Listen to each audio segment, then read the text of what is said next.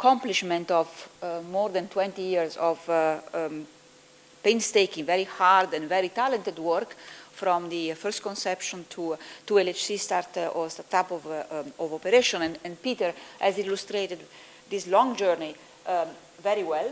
So I will not go into details in the history. I will more concentrate on the recent ingredients that have allowed us to discover this new particle. And I think there are 5 of them, a bit more than that, yeah, 5 of them. I will not go into the details in all of them because Peter has covered many, but I would like to still to go through the full list. So the first ingredient, of course, has been the outstanding performance of the machine, of the accelerator, the LHC, which has given us much more integrated luminosity and data that we could hope for at least a few years ago. Second, the excellent performance of the detectors. Here I'm talking about Atlas, so I will always mention Atlas, but of course CMS is very similar. In terms of efficiency and data quality, you know, as Peter has mentioned, most of the Higgs decay modes are rare final states. So every single % that you gain, either in detector performance or in data quality or in analysis sensitivity, at the end, when you take the integral of these few %, at the end, this makes the difference and actually allowed us to arrive at this discovery much earlier than expected. Then, the third element is the very good detector and trigger performance, essentially approaching today the ultimate performance that we have foreseen for these detectors 20 years ago when we conceived them, and actually Higgs searches were one of the benchmark channels that shape the detector and has driven also the decision about the technology, the choice of technologies. In particular, the experience of gained in operating the detector and its performance with the 2011 data, a huge amount of experience has been quickly propagated to the 2012 data. So we've been able to profit from what we learn in terms of calibration, alignment, operation, and so to correct many things or to improve many things. And also, in fall 2011, so already almost 1 year ago, we started to prepare the experiment to run in the harsher conditions in terms of pileup that were described by Sergio and by Peter in 2012 and mitigate the impact. So we knew in 2011 that the machine was going to operate at higher luminosity, that we needed this higher luminosity for the discovery, and so we prepared ourselves.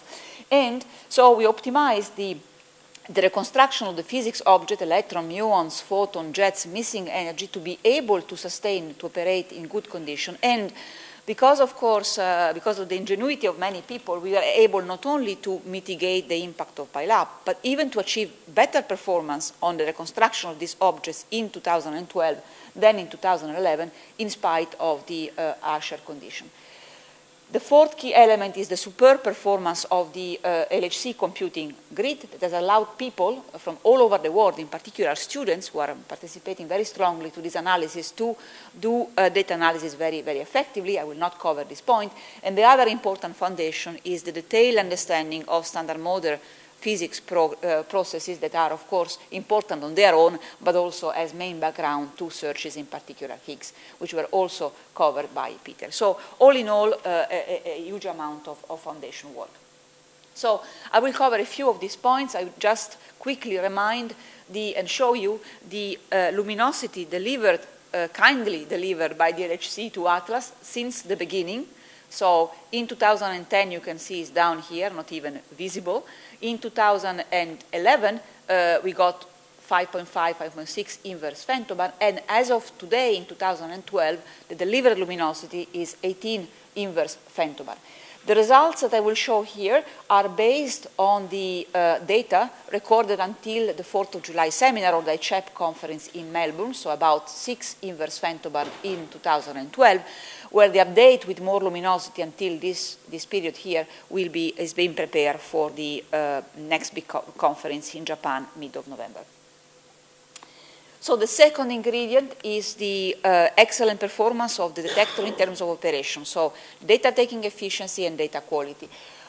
Today, the fraction of non-operating channels in Atlas, we have 100 million of channels. The fraction of non-operating channels is between a few per mil in most cases up to 5% maximum. As Peter already mentioned, the data taking efficiency is close to 94%. The data quality, that is the fraction of of good quality data used in the analysis is also larger than 93%. And so when you put all in all, if you look at the fraction of the delivered luminosity that is actually going in the physics plots that you will see later on in the physics results, this is at the level of 90%, which is, again, a remarkable performance for very complex experiments built now more than 10 years ago, and given also the very harsh conditions in which we are operating. So these harsh conditions have been already mentioned before. This plot summarizes the pile-up, that is the number of simultaneous proton-proton interaction per bunch crossing, and its evolution as a function of time. And you see that today we are operating with something like 35 to 50 simultaneous crossing at the beginning of the field, going down to an average of 20 over the field, and then down to less than 10 at the end of the field, so a long variation of the pile-up. And I remind you that the figure, the target figure with which we have conceived ATLAS and CMS was 23 events, so this line here. So you see that we are working well beyond design performance. You have seen these events many times. I would like to assure you that this is not the only event that we have recorded, because you have seen it already 3 times, so you may have the doubt that this is the only one. We have recorded until now on tape about almost 4 billion events, 2 billion per year. Okay, so third ingredient, detector performance. Peter already showed you some examples, and I would like to show a few more that are in particular important for Higgs searches, because then I will not come back to detector performance. So, for instance, this plot here, the top left plot, shows the electron reconstruction efficiency as a function of the electron ET in 2011, so for the 2011 data in red, and for the 2012 data in blue.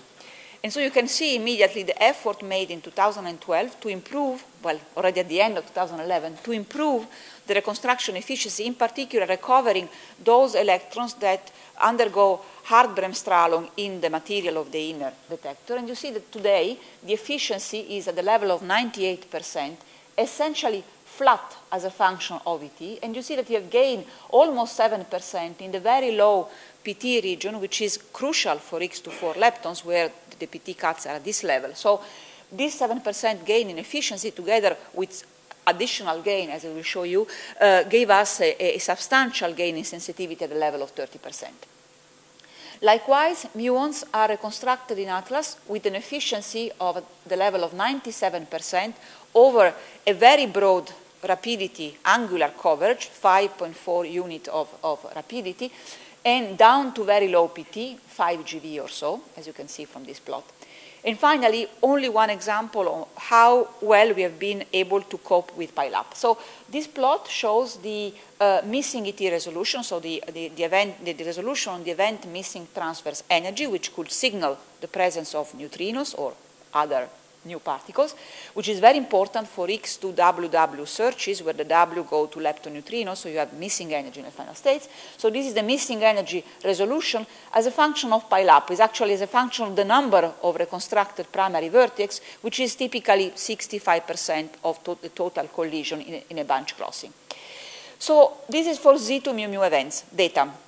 So Z2 mu events do not have genuine missing energy. So the missing energy comes from the fluctuations in the energy deposited in the calorimeter from the underlying event.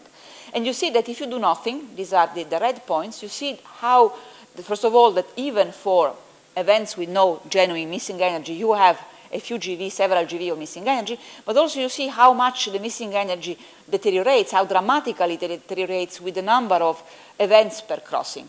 And then the blue points show the missing energy resolution when we use more clever techniques to reject the pile-up by using, for instance, the tracking information. You see that not only the missing energy is reduced to a very few GeV, but also it is flat as a function of the number of vertices. One thing also to notice is the excellent agreement in all this plot between the data and the Monte Carlo simulation, which understands the very good level, detailed level of understanding of the data and of modeling the data in the simulation, which is, of course, another important ingredient. So I will now move to Higgs searches. and remind you that the results I'm going to show here are based for the leading channels of the discovery, X2 gamma gamma, X2 4 leptons, and X2 lepton, 2 leptons, 2 neutrinos, on almost 5 inverse femtobarn recorded last year at 70 V, plus almost 6 inverse femtobarn recorded this year at 8 TV. And for the other channels, for instance, X2 tau tau and X2 BB bar, the results are based on last year data. And as I mentioned, an update of these searches with almost 13 inverse femtobarn, so more than twice this data of 2012 integrated luminosity are planned for the Hadron Collider Physics Workshop mid-November in Kyoto.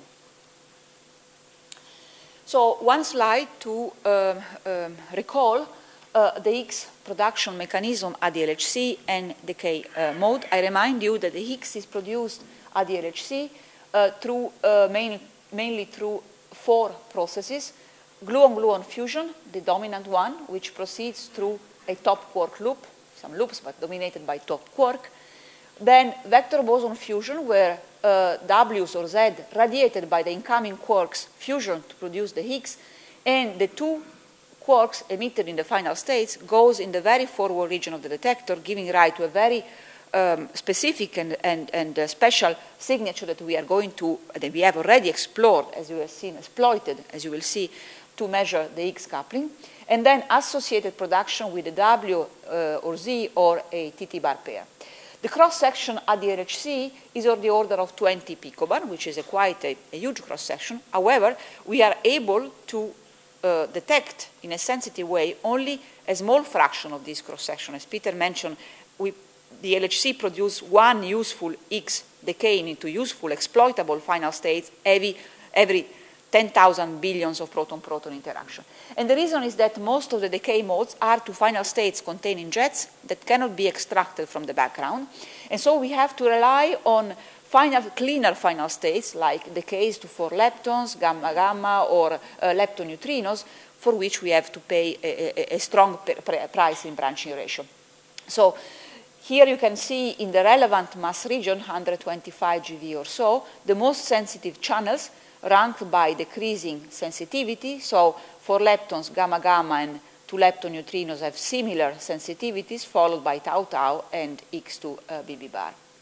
Another little remark, this year we are operating at 8 TeV compared to 7 TeV last year, and the total increase in Higgs sensitivity is at the level of 10 to 15% when you take into account that the signal cross-section increases thanks to the higher center of mass energy, but also the cross-section for the background increases. So at the end, we gain 10 to 15% in sensitivity, and this has also been a very important step to adding up to the, in the path toward the discovery. So I will start with X2 gamma gamma. This is a very simple topology. This is a very simple final states. You have 2 IPT photons, and you would expect to see your signal as an arrow peak, mass peak in the diphoton invariant mass on top of the background, which is quite smooth, quickly falling, and is dominated by the gamma-gamma continuum. To increase the sensitivity to these searches, the events are divided into 10 categories based on the angle of the photon, based on the fact that the photon is converted or non-converted, based on the PT of the diphoton system, but also, in particular, this is a particularly interesting category, requiring the presence of 2 jets emitted in the forward region that addresses in particular this vector boson fusion production process that now we can also use to constrain the Higgs coupling. So by using these methods and improving the analysis, we have gained in 2012, compared to the 2011 analysis, about 15% in sensitivity. This seems to be a quite simple channel. Indeed, the final state is simple. However, in this channel, the signal to background ratio is very small. It's at the level of 3%, because for the full data samples considered here, for a mass around where we observe the excess, we expect something like 170 signal events over a total background of 6,000. So the signal to background ratio is small in the inclusive analysis, and so the crucial experimental aspects in this search is to achieve an excellent photon-photon mass resolution, gamma-gamma mass resolution, to observe a very narrow peak on top of the background, and to be able to reject other backgrounds contributing in addition to the continuum coming from gamma jet and jet production where the jet fakes photons. So these are the results. You can see in these plots the final, the invariant mass distribution of the two photon system for the final sample passing all the selection cuts, in total 60,000 events. In red, the top plot is the raw mass spectrum. In blue is the spectrum that we obtain if we weight each event for a factor given that by the signal to background ratio of that particular category to which the event belongs. So this second plot is less simple than the first one, less immediate, but exploits the full sensitivity of the analysis, and if there is a signal in your data, then it will enhance the visibility of this signal. And you can see that, especially in the bottom plots where the background has been subtracted, that you can see a clear peak by eye. Now, eye is a very nice thing to convince yourself, but it's difficult to quantify. So in order to quantify the significance of this excess, we use the so-called p-value, which comes from statistics, but now has become, for us at least, in Atlas and CMS in the community, a very common thing. So the p-value is simply a measurement of the consistency of our data with the background expectation only. So if there was no signal in our data. And you can see that over the full mass region, the p-value is consistent with the background expectation. Background expectation means 50% in the p-value, so everywhere we are close to 50%, except in the region of the excess, where you see that the compatibility of our data with the background expectation is small. It's at the level of 10 to the minus 6. This corresponds to an excess of this signal at the level of 4.5 sigma, more or less equally shared between the 2 years, 2011 and 12, which represents two statistically independent samples. Okay, so you see that very similar in both cases. You also notice that what you observe is larger, somewhat larger, 1.8 times larger than the expectation of a standard model Higgs. So if this is a standard model Higgs, we are lucky because there has been an upward fluctuation. Second channel, X to 4 leptons, completely different channels. Also in this case, as for X to gamma gamma, we can fully reconstruct the decay product of the X, which goes to 4 leptons through to Z, and so reconstruct the mass peak in the final state. However, the signal rate is very tiny.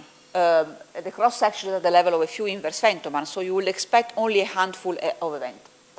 The advantage compared, so this is the disadvantage compared to gamma gamma, but the advantage is that the signal to background ratio is close to 1. So this final state is very pure, and therefore even a handful of events clustering around a given mass will be quite convincing because the signal to background ratio is very high.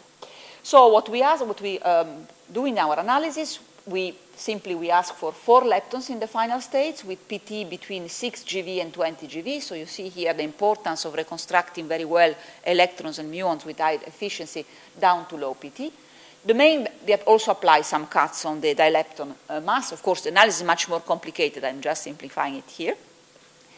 The main background is the irreducible production of Z pairs, which gives rise to exactly the same final state as for the Higgs, plus some reducible background, like production of Z with a BB bar pair, or Z plus jet, or TT bar, where 2 leptons are genuine leptons coming from the decay of the Z or the top, and the other 2 leptons come from the semileptonic decays of B jets or are fakes from jets. And these fake leptons, say, or non-isolated leptons, are rejected by applying isolation of cuts or requiring the leptons coming from the primary vertex.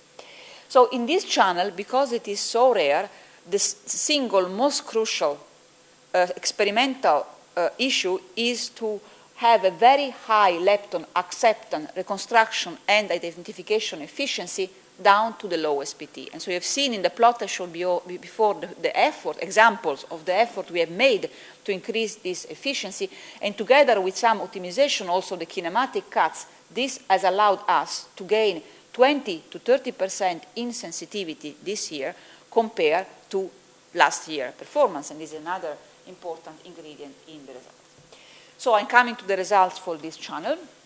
Here you can see the reconstructed mass spectrum for the 4 leptons in the data for the 5 inverse femtomer of 2011 and 6 in 2012, the full data sample, after all the kinematic and analysis selection, compared to the background in red, irreducible background from ZZ, and the other backgrounds in purple, and then with some template signal for different X masses. And you can see that over the full mass region, the data agree with the background at the level of 20 to 30%, except in the region around 125 GeV, where in the data we observe 13 events, and from the background only we expect 5 events. And you see that the agreement between data and prediction improves when you also add another 5 events expected from a possible Higgs signal. Again, this is visible by eye, but if you want to quantify the significance, again, the plot of the p-value is quite consistent with the background expectation, except in the region around 125 GeV, where you see that there is a 3.6 sigma effect, again, equally shared between the 2 years and 2 different statistically dependent samples, 2011 and 12. So this is a gorgeous candidate, an X going to 2 leptons and 2 electrons and 2 muon candidates. And because the signal to background ratio for these events is larger than 1, this event has 50% probability of coming from actually a Higgs boson and not the background. So you see 2 electrons here, 2 muons going to the muon system and muon chambers. All of these leptons are in the forward region, so this Higgs has been produced with some PT boost. And also note that all these leptons come from the same vertex, reconstructed vertex, but in these events there are in total 12 vertices, 1 from the Higgs candidate and 11 more coming from overlapping soft collisions. And finally, X2WW. This is a channel that we had not included in our seminar on the 4th of July, nor for the ICHEP conference, but we have added in the publication at the end of July. So for some of you this channel is new. So this channel, where the X goes to 2 Ws and a pair of lepton neutrinos, has by far the largest cross-section of the 3 leading channels. So it's the one which potentially the largest sensitivity. However, a mass peak cannot be reconstructed because of the presence of 2 neutrinos in the final states.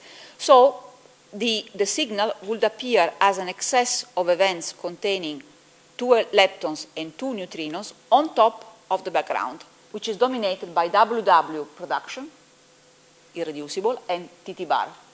And so the single most important experimental issue in this channel is to understand this background well enough to be able to extract a convincing signal. So here I will show an example. How do we do that? What we do is we look at some regions in the data, so-called control regions, that are selected in such a way that we know they do not contain any signal, but they are increased in the background that we want to study, WW, top, etc. We compare the Monte Carlo simulation, the prediction, in those control regions. We constrain our Monte Carlo, we scale it if we see some differences, and then we use the Monte Carlo to extrapolate the background in the signal region. So this is an example of 2 of these control regions. This one is a same sign control region. This region does not contain the signal. Why? Because the signal is selected by requiring opposite sign leptons, and here we require same sign leptons.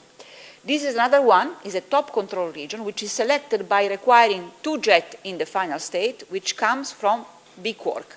This is not a signal region because in the signal selection we veto B quark in the final state. So these are orthogonal regions compared to the signal region. And you can see how well the data are reproduced by the simulation within the systematic uncertainty. So we don't even need to scale the simulation by large factors because it's quite well reproducing our data, which of course goes to the merit of the very huge work done by the theoretical community, the phenomenologists in developing these tools, so the theory and the phenomenological work, and to the experimentalists in modeling the detector performance in the simulation. So the simulation works very well with very little scale factor, which is a very good thing. So result in this channel, here you see the plot of the transverse mass of the lepton-neutrino system. We cannot reconstruct the true mass, total mass, because of the neutrinos, but the mass in the transverse plane. And you see again a broad excess in the data on top of the background in blue, dominated by WW. You see we observed 220 events over this full region, with a background only expectation of 170 plus or minus 20, so again a 3 sigma excess, and the signal itself bring another 25, shown here on top of the background. So if you look now at the statistical extraction of the signal, so as I mentioned, we see a 3 sigma effect here. And now note the p-value. In the other channels, you have seen a very sharp p-value with a very sharp minimum, because X2 gamma gamma and X2 4 leptons are very high resolution channel. But here you see the signal is just a kind of potato on top of another potato, which is the background. And so the p-value is very broad and extend over a region of almost 50 GeV. Is not sharp at all, but is what we expect from a Higgs. If you take your simulation, just the background, then you inject 126 GeV Higgs going to lepton-neutrino, and you look at the p-value, you see it has exactly the shape, this dashed line, that the data. So everything is consistent. So before going to the combination, I drink a bit of water. You catch your breath, and this I think this joke, this cartoon is quite encouraging for those of you who have some weight. It's not your fault if you have a bit of overweight. Is the fault of Mr. Higgs. Okay, combining all channels together. Here is the p-value, bringing together all the channels that I've shown you, plus in addition BB bar and tau tau. I have 3 more slides or 4. So. And you can see that over the full investigated mass range, you see how nice is this p-value. We are everywhere consistent with the background only expectation within 1 or 2 sigma, so it's extremely clean, except a very sharp minimum around 126 GeV, where the probability that what we observe come from a background only fluctuation is 1.7 times 10 to the minus 9, which corresponds to 6 sigma, 5.9 sigma. If we zoom into the signal region here, we can also compare these results with the standard model Higgs boson expectation, and you see shown here with a plus or minus 1 sigma band, and you see that we are compatible within about 1 sigma. And you also see that the contribution of the various channels, the expectation will be a significance of 5 sigma equally shared among the 3 channels. We observe 6 sigma with a bit more higher signal in gamma gamma. And the rest of the mass region is excluded completely at the 95% or more confidence level, except this narrow window. It's also nice to see the evolution of the excess with time. So this is the p-value that we had observed in July 2011 at the time of the European Physical Conference in Grenoble. And you see there was some fluctuation, some discrepancy with the background only expectation observed by both Atlas and CMS, dominated by the WW channel at that time, nothing particularly exciting nor convincing. But by the end of the year, with more statistics, with the full statistics recorded last year, we could include also the X2 4 leptons and X2 gamma gamma channels, which now give you a sharp peak, not a broad peak. And you see that we were well above the 3 sigma level, but still at the level of 3 sigma, and 3 sigma, of course, can come and go. In winter this year, our significance went down to 3 sigma due to fluctuation in the WW channel, which fluctuates a lot, being a channel where very little also constraints in the final states. And the rest is recent history. This is what we presented at the 4th of July seminar at CERN. 5 sigma, okay, and the chat conference. And this is what we have today with the inclusion of the WW channel, almost 6 sigma. So you may ask the question, are we sure that we have considered carefully all the backgrounds? So in order to answer this question, we can use a tool given to us by technology. This tool is called Wordle. You go to this web page, okay, and you give as input to Wordle a paper, a document, and Wordle gives you as an output something which is proportional to the number of ways, or number of times, sorry, that a given word is used in your paper. So we have Wordle our Higgs discovery paper to see what is the most mentioned, most often mentioned word. And the result is not Higgs, is not signal, is background. So clearly we have been extremely careful in considering all the backgrounds because we are even obsessed by the background in our paper. Okay. So 2 more slides on the characterization of this resonance. So in July we reported the observation of this new particle. Since then we have made some progress in characterizing its properties. So we measured the mass to be under 26 GeV with an error of half a GeV or 0.6 GeV or so, which is already a remarkable achievement. We have also measured the signal strengths in the various decay modes and the combination, shown here normalized to the standard model expectation, the so-called mu value. So mu equal 1 corresponds to the standard model Higgs prediction. This time standard model means background plus Higgs signal. And here are the measurements. You see the combination is within the total. The average is 1.4 plus or minus 0.3 of the standard model Higgs expectation, so in agreement within 1 sigma or so. The leading channels are, 2 of them are more or less compatible. X to gamma gamma is somewhat larger, but compatible between 1 to 2 sigma. So X to gamma gamma is actually the channel which is farthest away from the standard model. You see, we measure a mu value 1.8 plus or minus something like 0.5 or so. So question, does this excess come from a specific production mechanism? Can we disentangle the various production modes? I remind you that the X is produced in various modes and that we have an analysis which selects events in the forward, with jets in the forward region. So we have fit the data, singling out, isolating the various contributions. And here you can see in this plot the mu value for a production mechanism that involve top quarks like gluon-gluon fusion, which has a top quark loop, or associated production with the TT-bar pair, and the mu value for final states involving couplings to W and Z, so vector boson fusion or associated production. The standard model is at 1 by definition, because this is normalized to the standard model expectation, and the cross indicate our data with the 1 sigma and 2 sigma ellipses. And you can see that we are compatible with the standard model at the level of, say, 1.5 to 2 sigma.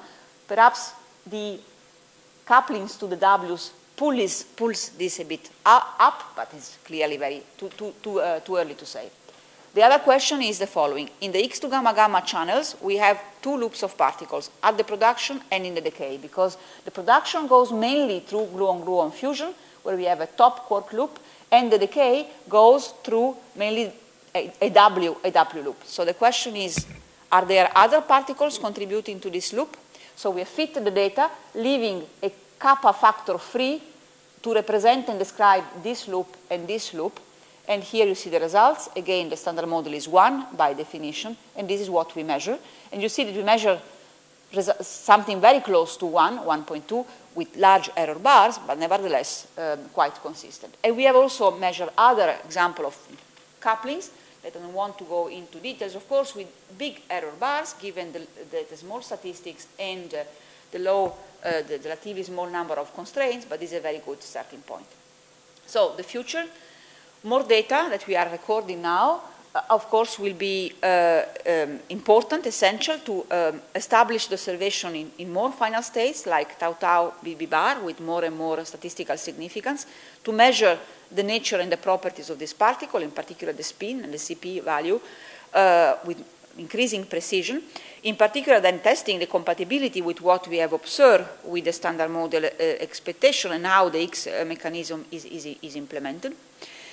The other important question to address, not now, not even in the next months, but when we start to take data again in 2 years from now at high energy, if this object accomplishes the task of regularizing the cross-section for the scattering of longitudinally polarized vector boson that, you know, in the standard model diverge at high mass, and if there is no Higgs. If you take out the Higgs, then the cross-section explodes. So you have to check that the Higgs accomplishes its task, and if it's only done by the Higgs or by several different mechanisms. So, and the other important question is, why is the Higgs mass so light? Is it because nature likes fine-tuning, or it's a natural mass, so there must be some new physics close by. So with the data that we are recording now by the end of the year, perhaps here a bit on the optimistic side, but anyway, 5 last year plus 20, 25 this year, we should be able to reach 5 sigma, 4 to 5 sigma in each one of the driving channel, gamma gamma, lepton neutrinos, and 4 lepton, 5 sigma each, 3 sigma in tau tau and BB bar, and by combining ATLAS and CMS, we could already separate the spin 0 to the spin 2 hypothesis, the only one that are still open, given the fact that this object couples to ZZ and WW, at the 4 sigma level, and likewise the negative and positive parity. As you already heard from Sergio, by the end of this decade, we expect to record 300 inverse femtobar of integrated luminosity, and by the end of the next decade, 3,000, thanks to the LHC upgrade plan. And with this luminosity, we, in particular with the 3,000 inverse femtobar, we hope to measure ratio of Higgs coupling at the level of 5 to 25% per experiment, as shown by the blue bars here. So when you combine 2 experiments at the level of, say, few percent, which is very good, we will be able to observe rare decay modes like X to mu mu or TT bar X to gamma gamma, which will give access to new couplings. And finally, we may be able to access the X self-couplings, this vertex here, which gives direct access to the X potential in the standard model Lagrangian with a precision of typically 30%, and this is very difficult thing to do at any future machine. So I'm now coming to my conclusion. Just want to mention that this seminar targeted at ATLAS, but of course CMS has very nice and similar results, and we have actually published together in the same issue of PLB side by side. So the first years of the LHC operation, as already mentioned before, has seen the superb performance and accomplishment of 3 key elements: the accelerator, the experiment, and the computing grid. ATLAS has recorded until now 5 inverse femtobar at 7 TeV in 2011 and 17 recorded in 2012. Our physics output is very broad. It has been mentioned covered by Peter. It's covering more than 200 papers submitted for publication or published, and more than 400 conference notes, covering a broad spectrum. And of course, this is the result of an experiment which works extremely well in all its components, from data taking at the pit all the way to the delivery of the physics results. In July, we have reported the discovery of a new Higgs-like boson with a 6 sigma significance driven by gamma gamma for lepton and lepton neutrinos, with a signal strength of 1.4 plus or minus 0.3 of the standard model expectation, and with a mass of 126 GeV plus or minus 0.6 GeV. Clearly, if it is a standard model Higgs boson, well, nature has been very kind to us, because this object can decay to many final states, and in the future we should be able to observe many more at the LHC, so we will have a wealth of measure. But also, so the era of precise Higgs measurement has started, but also this light objects sets the scene for more questions. The natural of the mass, so new physics at the TeV scale, or the desert scenario, and clearly the LHC and its upgrade can say a lot. So, as already mentioned, these are the accomplishment of 20 years of work by the international ATLAS collaboration. I would also like to stress the very important contributions of Czech Republic, covering many detectors, from the inner detector to calorimeter, trigger, forward detectors, radiation and shielding, radiation monitors, physics, and upgrade. Right from the beginning, they were partners, right from the beginning of the LHC project.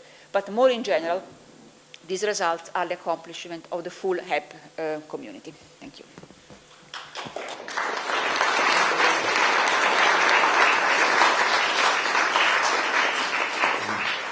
Thank you very much, Fabiola, for giving us the details on the Higgs searches with the Atlas experiment, and I'm sure there will be questions.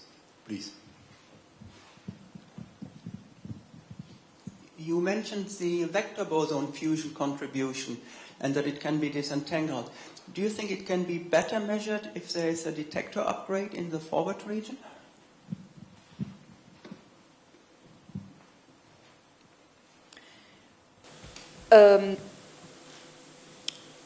Not in Atlas, because our calorimetry is very hermetic, covers down to few degrees from the beam pipe. It measures jets extremely well. Now, there are proposals for a forward detector in the upgrade phase at 210 meters from the interaction point, this to measure the X in diffractive production. Okay, so not X in vector boson fusion, but diffractive X production, which of course would be also interesting to measure.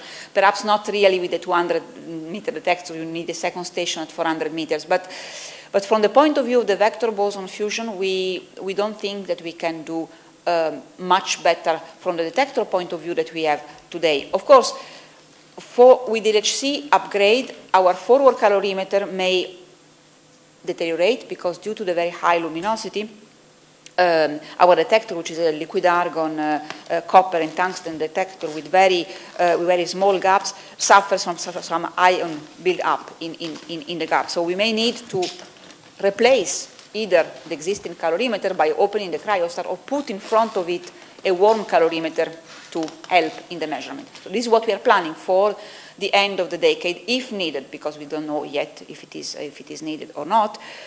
But otherwise, from the point of view of the conception of the detector, I think we are in a good shape for vector boson fusion. The efficiency is very high and the sensitivity is very good. More questions, please?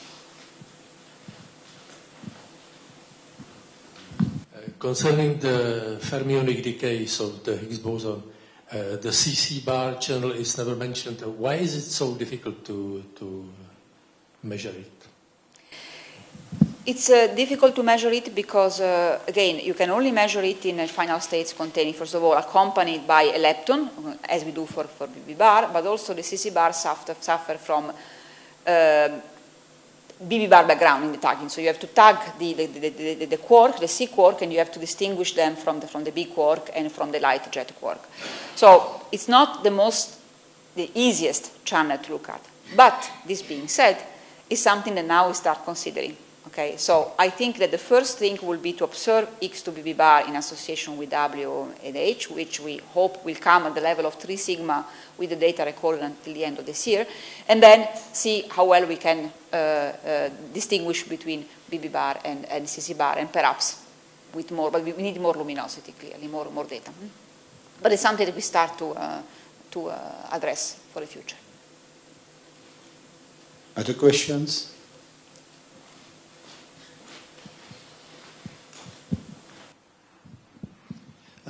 Suppose that the excess in the gamma-gamma decay mode is real, it's not a statistical fluctuation only, and the central value would stay where it is now. So what would be the significance of this excess with the complete data set you've collected up to now for till the end of the year or so?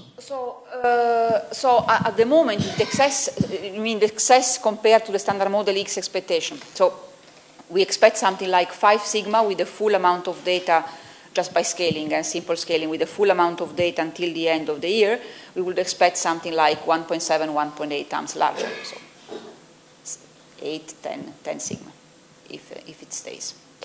For the moment, we are compatible with the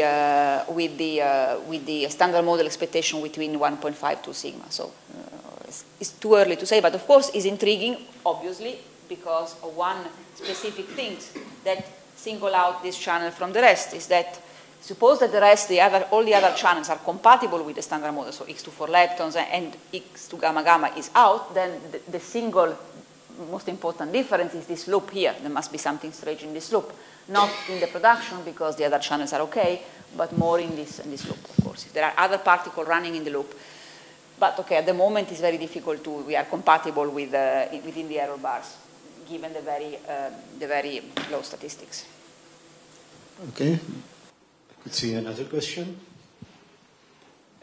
Is there any optimistic progress for the detection of Higgs to 2 tau leptons now, which you can in some way say? Well, so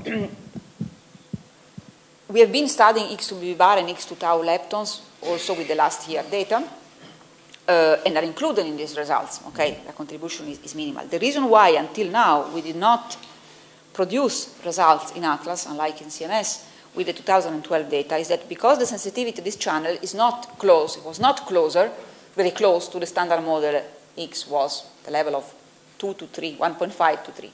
So when you are far away from the standard model expectation, it's not that this channel will add anything to what we have seen until now, because in any case we don't have the sensitivity. But with the data recorded until now, we are going to put out results on tau tau BB bar for this conference in Japan, mid of November. We expect, with the data recorded until now, to reach the sensitivity close to a standard model Higgs boson. So there we will see if we see an excess, if not. But until now, with the data until July, we didn't have any sensitivity, any conclusive sensitivity. So. Okay, we are running a little bit out of time. Maybe the time for last question to that. I couldn't see any, so let's thank Fabiola and all the speakers of this session once more.